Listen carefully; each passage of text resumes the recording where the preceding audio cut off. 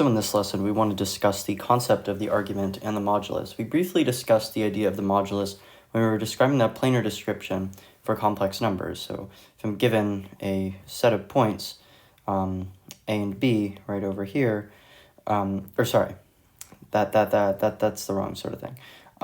If I'm given a coordinate pair, A, another pair there, B, and I can model this with a vector here, we call that vector the complex number Z, I can find the modulus of Z by taking the sum of squares. So I take A squared plus B squared, and then I square root it. Okay? So that essentially finds the distance of the complex number. So we discussed that, and we discussed its properties a couple lessons back. Now we want to look at the idea of the argument and the modulus in terms of the polar form. Of course, we discussed that we can write the polar form in terms of some Z being equal to R, the modulus, times the cis function of theta. Okay, so we discussed that earlier in the last lesson. So I want to build off of that idea and discuss some of the properties of the argument and modulus. Let's get into that now. So here we actually have the starting point for the basis for our proof. So the proof that we want to do today is to look at the product of two complex numbers in polar form and look at how that can incite some properties of the modulus. Of course, what we have is that R1 and R2, modeled in the complex numbers Z1 and Z2, are the modulus of the complex numbers. So the modulus of Z sub 1 is equal to R sub 1, and the modulus of Z sub 2 is equal to R sub 2. So we've made that sort of mapping, and of course, R sub 1 is mapped with theta sub 1, and R sub 2 is mapped with theta sub 2. So I've defined Z1 and Z2 in terms of their polar forms and their magnitudes and directions as a vector, if you will, in the complex plane.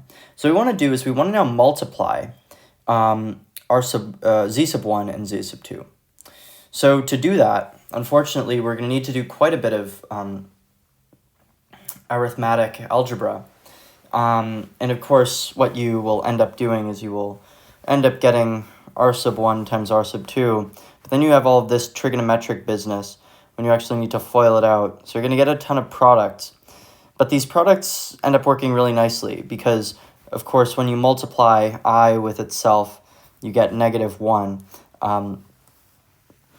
So you're going to end up with some terms that have -1 in it, and you're going to be able to make this fairly nice formula. So you get Z sub 2 times Z sub 1 is equal to R sub 1, R sub 2, cosine theta sub 1, cosine theta sub 2, minus sine theta sub 1, sine theta sub 2, plus I times sine theta sub 1, cosine theta sub 2, plus cosine theta sub 1 times sine theta sub 2. That was a mouthful, wasn't it?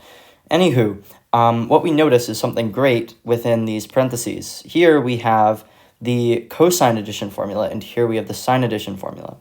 So it turns out that what we can do is we can plug this into our formula and simplify. So what we end up getting is we get R sub 1, R sub 2 times cosine theta sub 1 plus theta sub 2 plus I sine theta sub 1 plus theta sub 2. Okay, so what we have here is, let's say, a modified version of the cis function. So we have that the product of the two complex numbers is equal to the product of their modulus times the cis function of theta sub 1 plus theta sub 2, and cis just being cosine x plus I sine x, right? So now what we can do is we can derive certain properties. Of course, everything I say for the product also works for the quotient. You can check it yourself using a similar derivation, but I'm not going to do that today. Doing it for a multiplication works fine for now. Anyways, if I want to look at the idea of the modulus, the multiplication of the modulus, so I've got the modulus here, and I've got the modulus there. So if I want to multiply two complex numbers together, their modulus of the product is equal to the product of the two moduluses. Moduli. Or I don't know the plural of modulus. Anyways, additionally, if you take the quotient of modulus, then you have the moduli of the quotients. So modulus of Z sub 1 over Z sub 2 is equal to modulus of Z sub 1 over modulus of Z sub 2. Additionally, what we found out as well is for the argument, if I have the argument of a product, I separate it into addition, okay? So if I'm multiplying two arguments together, I'm taking the argument of the product, then I take the sum of the two arguments of the two numbers. And additionally, if I have like arg of z sub 1 over z sub 2, that's equal to the difference of the two arguments. So you can it's almost like a property that we have with the logarithms, perhaps, that you would look at in calculus anyways. So remember, if you ever have the fundamental theorem of calculus and you get like ln A minus ln B, you can write that as ln of A over B or something like that. Do that in electricity and magnetism a lot. Anyways, that's a bit of an aside. Let's move on to some more properties just of the modulus in the argument itself, more so the argument. Now, what I would like to discuss now is the argument of the conjugate. Now, of course, we discussed the geometric interpretation of the conjugate, being that if I have a vector modeling the complex number z, right? This is its a coordinate and this is its b coordinate. What we've determined is that we call this angle theta. If I want to take its conjugate, then that's going to be the reflection about the real axis, right? So we're going to get a vector that looks like that, and that's going to be called z bar. Anyways, obviously, since the component here is negative b, we can infer that this angle is negative theta, or this angle value is theta, but we are sweeping in the negative direction. So we can say that the argument of the conjugate of z is equal to the negative argument of z. Additionally, this is another one I don't feel like is intuitive immediately, but the argument of 1 over the complex number is also equal to the negative argument of the complex number. Anyways, we can move on to an example, a quick example, just to consider the ideas of the polar forms that we've been discussing. In particular, the argument and the properties of the argument that we looked at. So this one is from Seth and Snyder, exercise 1.3.2, and we want to prove that the argument of z sub 1, z sub 2 bar is equal to argument of z sub 1 minus argument of z sub 2. Okay, now what's interesting here is that we have the argument of a product, right? So I have the argument of a product, but I have the minus sign here. Okay, so I would say that there are multiple ways that you could go about doing this, really. So the first way that you could go about doing this is by recognizing, there's really only one way to do this. I was thinking of a different property. Think about the properties that we discussed, such that the argument of the argument of z bar is equal to the negative argument of z, right? So if I have the argument of z sub 1 times z sub 2 bar, then that's going to be that inherent minus sign, just because the argument of the complex conjugate is equal to the negative argument of the normal complex number unconjugated. So what we can do is we substitute in arg of z sub 2. We already know that this is the case. This is the case from general principles that we derived in the earlier slide.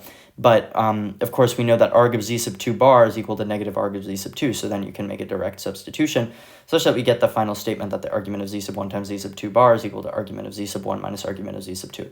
Okay, so that is kind of a wrap, I think, for the idea of the polar forms.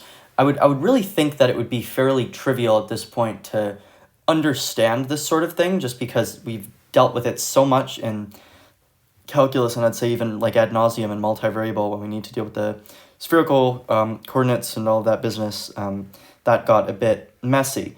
But anyways, what it really did is allowed you to visualize the idea of a polar coordinate system. So what we want to do next time is consider the complex exponential, and we will consider in the terms of its differentiation law. We'll also consider the Euler identity, how that can be derived. And then, of course, we have three different ways that we can represent the complex number. We can represent it in the rectangular form.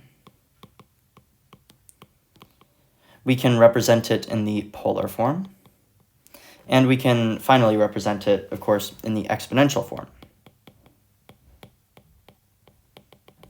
And this is once we determine that z, I'm just going to write Euler's identity right now, could be written as r cosine theta plus I sine theta, but it can also be rewritten as r times exponential of I theta. Okay, again, this is something that we will be discussing a ton. This is one of the most important identities in complex analysis, of course. the use of the exponential function, especially in Taylor series, really allows us to visualize the complex functions, which are not visible in the three-dimensional world that we live in. We need to use multiple planes, and drawing them is a real big mess. But anyways, we'll get to that whole shindig later. For now, I would like to consider the exponential function in the next video, and thank you for watching. See you then.